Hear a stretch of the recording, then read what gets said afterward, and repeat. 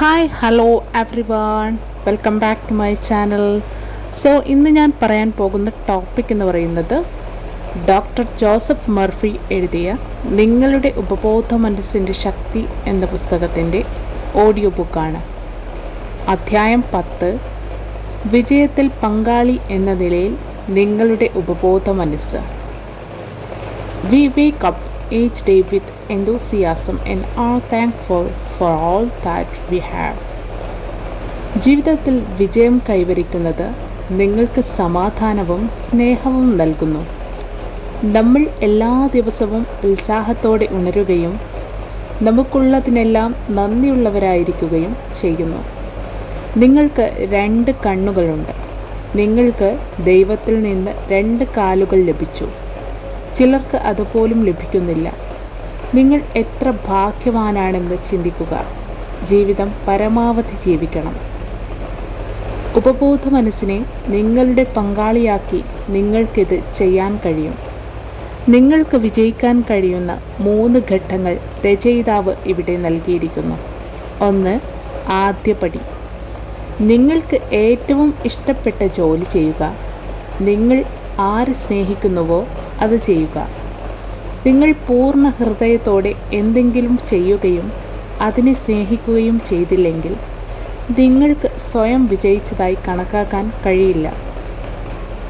നിങ്ങളുടെ ജോലി പൂർണ്ണ സമർപ്പണത്തോടെ ചെയ്താൽ അത് നിങ്ങളുടെ വിജയത്തിലേക്ക് നീങ്ങുന്നു. ഏറ്റവും ധനികനായ വ്യക്തിയായാലും വിജയകരമായ വ്യക്തിയായാലും എല്ലാവരും അവരുടെ ജോലിയെ സ്നേഹിക്കുന്നു. ജോലിക്ക് പ്രതിഫലം ലഭിച്ചില്ലെങ്കിലും അവർ ഇപ്പോഴും അവർക്ക് ഇഷ്ടപ്പെട്ട ജോലി ചെയ്യും. ഘട്ടം 2. നിങ്ങൾ ഏതെങ്കിലും ഒരു മേഖലയിൽ പ്രാവീണ്യം നേടണം. ആ മേഖല ജനങ്ങളുടെ ആവശ്യങ്ങൾ നിറവേറ്റാൻ കഴിയുന്നതായിരിക്കണം. ഏതെങ്കിലും മേഖലയിൽ നിങ്ങൾ ഒരു മാസ്റ്ററാകുന്നതുവരെ നിങ്ങൾക്ക് ശ്രദ്ധേയമായ ഒന്നും നേടാൻ കഴിയില്ല. 3. ഘട്ടം 3. ഈ ഘട്ടം ഏറ്റവും പ്രധാനമാണ്. നിങ്ങൾ എന്ത് ജോലി ചെയ്താലും നിങ്ങളുടെ വിജയം മാത്രമേ കാണാവൂ എന്ന് നിങ്ങൾ ഓർക്കണം. സ്വാർത്ഥതയോടെ ചിന്തിച്ചുകൊണ്ട് നിങ്ങൾക്ക് വിജയിക്കാൻ കഴിയില്ല. നിങ്ങൾ ആളുകളെ വിജയിപ്പിക്കുകയും വേണം. അപ്പോൾ മാത്രമേ നിങ്ങൾ വിജയിക്കൂ. നിങ്ങളുടെ വിജയം മാനവികതയ്ക്ക് ഒരു പ്രധാന സംഭാവനയായിരിക്കണം. 16 വയസ്സുള്ള ഒരു ആൺകുട്ടി പരാജയത്തെ വിജയമാക്കി മാറ്റുന്നു. എഴുത്തുകാരൻ ഒരു കഥ പറയുന്നു. ഒരിക്കൽ ഒരു 16 വയസ്സുള്ള ഒരു ആൺകുട്ടി എൻ്റെ അടുക്കൽ വന്നു. ടോഡ് ആരുടെ പേരാണ്? അവൻ എന്നോട് ചോദിച്ചു. ഞാൻ എന്തെങ്കിലും ചെയ്യാൻ ശ്രമിച്ചാൽ ഞാൻ എല്ലാത്തിലും പരാജയപ്പെടുന്നു. ആ കുട്ടി പറഞ്ഞു. ഞാൻ മണ്ടനാണെന്ന് എനിക്ക് തോന്നുന്നു. സ്കൂൾ വിടണമെന്ന് അവൻ തോന്നുന്നു. അല്ലെങ്കിൽ സ്കൂൾ ആളുകൾ അവനെ പുറത്താക്കും. കുട്ടിയിൽ ഒരു കാര്യം തെറ്റാണെന്ന് താൻ കണ്ടെത്തിയെന്നും അതവൻ്റെ മനോഭാവമാണെന്നും എഴുത്തുകാരൻ പറഞ്ഞു. അവൻ തന്നെ താഴ്ന്നവനായി കണക്കാക്കിയിരിക്കുന്നു. അതിനാൽ എല്ലാ കുട്ടികളും തന്നെക്കാൾ ബുദ്ധിമാന്മാരാണെന്ന് അയാൾക്ക് തോന്നിത്തുടങ്ങി. ഉപബോധ മനസ്സിനെ ഉപയോഗിച്ച് പഠനം മെച്ചപ്പെടുത്താൻ എങ്ങനെ കഴിയുമെന്ന് ഗ്രന്ഥകാരൻ ആ കുട്ടിയെ പഠിപ്പിച്ചു. ആദ്യം ഗ്രന്ഥകാരൻ കുട്ടിയോട് ഒരു സ്ഥിരീകരണം പറഞ്ഞു. രാത്രി ഉറങ്ങുന്നതിനു മുമ്പും രാവിലെ ഉണരുമ്പോൾ പോലും അവനത് ആവർത്തിച്ച് പറയണമായിരുന്നു. സ്ഥിരീകരണം: എൻ്റെ ഉപബോധ മനസ്സിന് അതുല്യമായ ശക്തികളുണ്ടെന്ന് ഞാൻ മനസ്സിലാക്കി. എൻ്റെ ഉപബോധ മനസ്സ് ഓർമ്മയുടെ ഒരു കലവറയാണ്. ഞാൻ എന്ത് വായിച്ചാലും കേട്ടാലും അതെനിക്ക് നന്നായി ഓർമ്മയുണ്ട്. എനിക്ക് തികഞ്ഞ ഓർമ്മയുണ്ട്. എനിക്ക് വേണമെങ്കിൽ അത് ഉപയോഗിക്കാൻ കഴിയും. എൻ്റെ ഉപബോധ മനസ്സിൻ്റെ അതുല്യമായ ശക്തി എൻ്റെ പരീക്ഷകൾക്ക് ഒരുക്കുന്നു. എനിക്കെൻ്റെ അധ്യാപകരെ വളരെ ഇഷ്ടമാണ്. എല്ലാ വിദ്യാർത്ഥികളും എന്നോട് നന്നായി സംസാരിക്കും. കുറച്ചു മാസങ്ങൾ കഴിഞ്ഞപ്പോൾ ആ കുട്ടിയിൽ നിന്ന് എഴുത്തുകാരന് ഒരു ഇമെയിൽ ലഭിച്ചു. അതിൽ ഇങ്ങനെ എഴുതിയിരുന്നു: വളരെ നന്ദി മിസ്റ്റർ ജോസഫ് മർഫി. ഇപ്പോൾ ഞാൻ എൻ്റെ ക്ലാസ്സിൽ ഒന്നാമനാണ്. എല്ലാവരും എന്നെ പിന്തുണയ്ക്കുകയും നന്നായി സംസാരിക്കുകയും ചെയ്യുന്നു. അധ്യായം 11. ശാസ്ത്രജ്ഞർ ഉപബോധ മനസ്സിനെ എങ്ങനെ ഉപയോഗിക്കുന്നു? ബെൻസീൻ്റെ രാസഘടന എന്താണെന്ന് രസതന്ത്രത്തിൽ നമ്മൾ എല്ലാവരും വായിച്ചിട്ടുണ്ടാകും. പക്ഷേ ബെൻസീൻ എങ്ങനെ കണ്ടെത്തിയെന്ന് നിങ്ങൾക്കറിയാമോ? ഒരു രസതന്ത്രജ്ഞനായ ഫ്രെഡറിക് വളരെ കാലമായി ബെൻസീൻ്റെ ഘടന മനസ്സിലാക്കാൻ ശ്രമിച്ചുകൊണ്ടേയിരിക്കുകയായിരുന്നു. പക്ഷേ ബെൻസീൻ്റെ ഘടന മനസ്സിലാക്കാൻ അദ്ദേഹത്തിന് സഹായം ആവശ്യമായിരുന്നു. ഉപബോധ മനസ്സിനെക്കുറിച്ച് അദ്ദേഹത്തിന് മികച്ച അറിവുണ്ടായിരുന്നു. അതിനാൽ അദ്ദേഹം തൻ്റെ ഉപബോധ മനസ്സിൽ സന്ദേശം നൽകി. ബെൻസീൻ്റെ രാസഘടന താൻ കണ്ടെത്തിയെന്നും എല്ലാ രസതന്ത്രജ്ഞരും അദ്ദേഹത്തെ അഭിനന്ദിക്കുന്നുണ്ടെന്നും അദ്ദേഹം പറഞ്ഞു. തൻ്റെ പ്രശ്നം ഉപബോധ മനസ്സിലേക്ക് അയച്ചു. അതിനുശേഷം എന്ത് സംഭവിച്ചു? ബസ്സിൽ യാത്ര ചെയ്യുമ്പോൾ ഒരു പാമ്പിൻ്റെ ചിഹ്നം അയാൾ കണ്ടു. ആ പാമ്പ് അതിൻ്റെ പഞ്ച് തിന്നുകയായിരുന്നു. അപ്പോൾ ഫ്രീഡിക്ക് മനസ്സിലായി, ഒരു രാസബോണ്ടിൽ അത്തരമൊരു ചാക്രിക ബോണ്ട് ഉണ്ടാക്കിയാൽ ബെൻസീൻ വളയം കണ്ടെത്താനാകുമെന്ന്. ഇതിൽ നിന്ന് നിങ്ങളുടെ ഉപബോധ മനസ്സിന് ചിന്തകൾ, പദ്ധതികൾ, ആരോഗ്യം, കാലാവസ്ഥ അല്ലെങ്കിൽ വിജയം എന്നിവയിലൂടെ നിങ്ങൾക്കായി എന്ത് വേണമെങ്കിലും ചെയ്യാൻ കഴിയുമെന്ന് നിങ്ങൾക്ക് മനസ്സിലായിരിക്കണം. അധ്യായം 12. നിങ്ങളുടെ ഉപബോധ മനസ്സും ഉറക്കത്തിൻ്റെ അത്ഭുതങ്ങളും. നമ്മൾ ഒരു ദിവസം 8 മണിക്കൂർ ഉറങ്ങുന്നു. അത് നമ്മുടെ ജീവിതത്തിൻ്റെ 1/3 ഭാഗത്തിന് തുല്യമാണ്. ഉറങ്ങുമ്പോൾ നമ്മുടെ ഭൗതിക ശരീരം വിശ്രമിക്കുന്നു. എന്നിട്ടും ഉപബോധ മനസ്സും അതിൻ്റെ ലക്ഷ്യ അവയവങ്ങളും രാത്രി മുഴുവൻ പ്രവർത്തിക്കുന്നു. രാത്രിയിൽ നമ്മുടെ ഉപബോധ മനസ്സ് ഏതൊരു രോഗത്തെയും വളരെ വേഗത്തിൽ സുഖപ്പെടുത്തുന്നു. കാരണം നമ്മുടെ ബോധമനസ്സ് ആ സമയത്ത് നിലയ്ക്കുന്നില്ല. പ്രാർത്ഥന ഒരുതരം ഉറക്കം. രാവിലെ മുതൽ രാത്രി വരെ നിങ്ങളുടെ ബോധമനസ്സ് ദൈനംദിന പ്രവർത്തനങ്ങളിൽ മുഴുകിയിരിക്കുന്നു. ഒരു സർവേ പ്രകാരം നമ്മൾ ദിവസവും 60,000 വ്യത്യസ്ത ചിന്തകൾ ചിന്തിക്കുന്നു. ഇത് ധാരാളം വികാരങ്ങൾ സൃഷ്ടിക്കുന്നു. നിങ്ങൾ പ്രാർത്ഥിക്കുമ്പോൾ നിങ്ങളുടെ ഉയർന്ന ബുദ്ധിശക്തിയുമായി നിങ്ങൾ ബന്ധിക്കപ്പെട്ടിരിക്കുന്നു. ഉറങ്ങുമ്പോൾ നിങ്ങൾ ചെയ്യുന്നതും ഇതാണ്. അതിനാൽ പ്രാർത്ഥന ഒരു ഉറക്കം പോലെയാണ്. അത് നിങ്ങളുടെ ജീവിതത്തിൽ വളരെ നല്ലതാണ്. നിങ്ങളുടെ ഭാവി നിങ്ങളുടെ ഉപബോധ മനസ്സിലാണ്.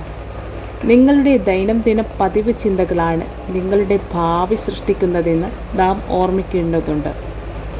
അതുകൊണ്ടാണ് നമ്മൾ പോസിറ്റീവ് കാര്യങ്ങൾ ശ്രദ്ധിക്കുകയും പോസിറ്റീവ് ഉദ്ധരണികൾ വായിക്കുകയും ചെയ്യേണ്ടത്.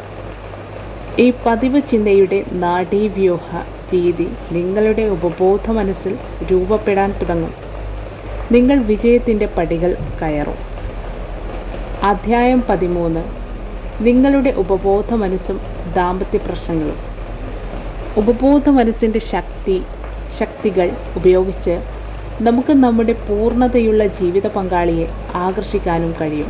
തെറ്റായ വ്യക്തിയെ വിവാഹം കഴിച്ചാൽ അത് നമ്മുടെ ജീവിതത്തിലെ ഏറ്റവും വലിയ തെറ്റായിരിക്കാം. നിങ്ങളുടെ ജീവിതത്തിലും പ്രണയമുണ്ടാകണമെന്ന് നിങ്ങൾ ആഗ്രഹിക്കുന്നുണ്ടോ?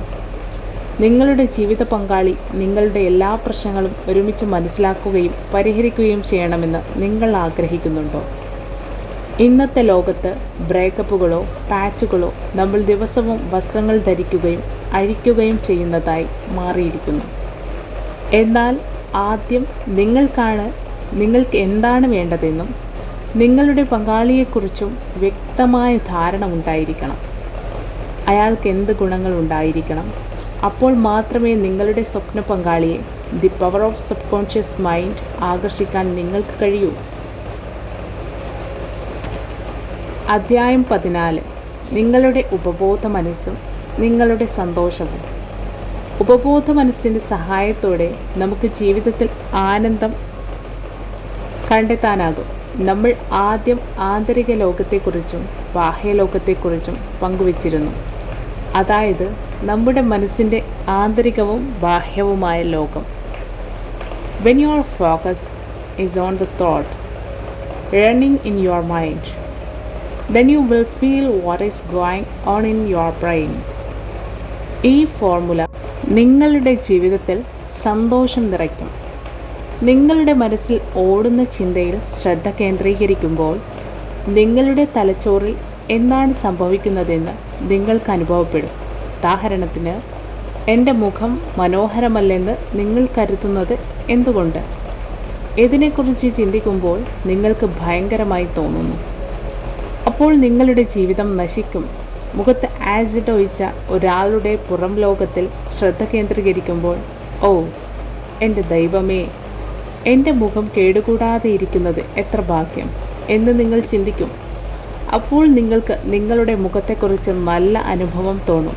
തെറ്റിദ്ധരിക്കരുത്, ഇത് നിങ്ങളുടെ ആന്തരികവും ബാഹ്യവുമായ ലോകങ്ങളെ വിശദീകരിക്കുന്ന ഒരു ഉദാഹരണം മാത്രമാണ്. നല്ല കാര്യങ്ങളിൽ ശ്രദ്ധ കേന്ദ്രീകരിക്കുമ്പോൾ നിങ്ങൾ സന്തോഷവാനായിരിക്കും. നിങ്ങളെ ദുഃഖിപ്പിക്കുന്ന എന്തെങ്കിലും കാര്യത്തിൽ ശ്രദ്ധ കേന്ദ്രീകരിക്കുമ്പോൾ നിങ്ങൾക്ക് വിഷമം തോന്നും. അധ്യായം 14.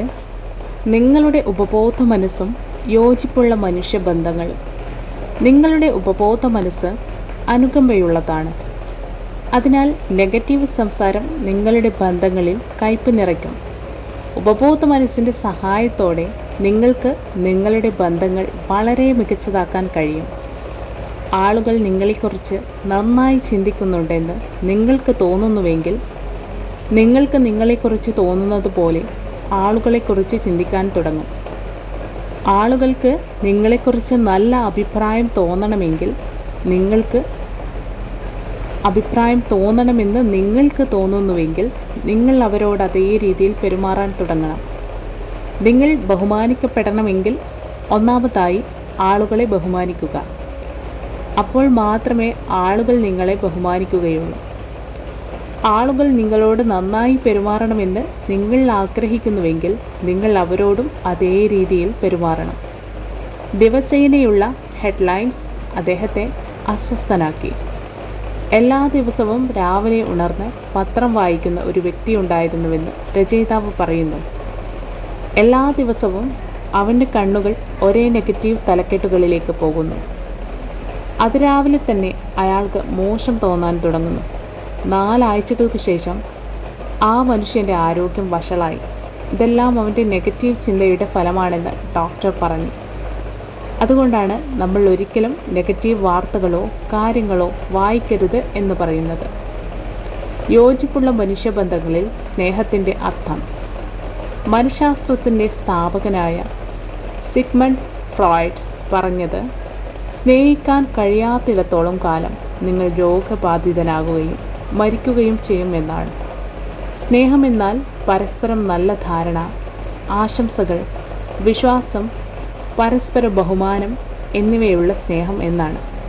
നിങ്ങൾ കൂടുതൽ സ്നേഹം നൽകുന്നു, കൂടുതൽ സ്നേഹം നിങ്ങൾക്ക് തിരികെ ലഭിക്കും. കർമ്മ നിയമവും ഇത് നമുക്ക് വിശദീകരിക്കുന്നു. അതിനാൽ നിങ്ങൾ പുറം ലോകത്തിന് നൽകുന്നത് പോലെ അത് നിങ്ങൾക്കും ഉണ്ടാകും. ഇതുവരെ എന്നെ കേട്ടിരുന്ന എല്ലാവർക്കും നന്ദി. Thank you so much.